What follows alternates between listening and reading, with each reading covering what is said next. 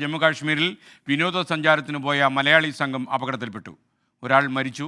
സംഘത്തിലെ പി സഫ്വാനാണ് മരിച്ചത്. പരിക്കേറ്റ 11 പേരിൽ 6 പേരുടെ നില ഗുരുതരമെന്നറിയുന്നു. സംഘത്തിലെ 15 പേരിൽ 12 പേർ മലയാളികൾ. രാധാകൃഷ്ണൻ വിശദാംശങ്ങളുമായി ഡൽഹിയിൽ നിന്ന് ചേരുന്നു. രാധാകൃഷ്ണൻ, ഈ അപകടത്തിൻ്റെ കൂടുതൽ അപ്ഡേറ്റ്സ് എന്താണ്?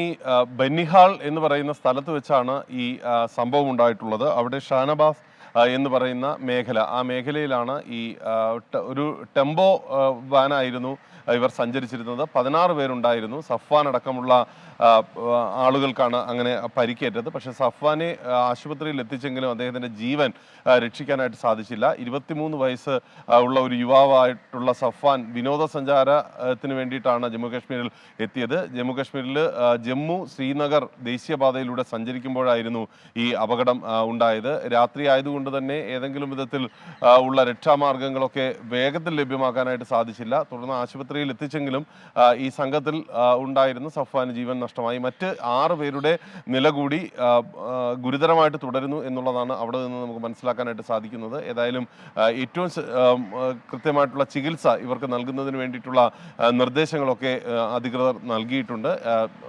ആവശ്യമാകുന്ന പക്ഷം അവരെ അവിടെ നിന്ന് മറ്റ് സ്ഥലങ്ങളിലെ ആശുപത്രിയിലേക്ക് മാറ്റുന്നതിന് വേണ്ടിയിട്ടുള്ള നീക്കങ്ങളും ഇന്നുണ്ടാകും.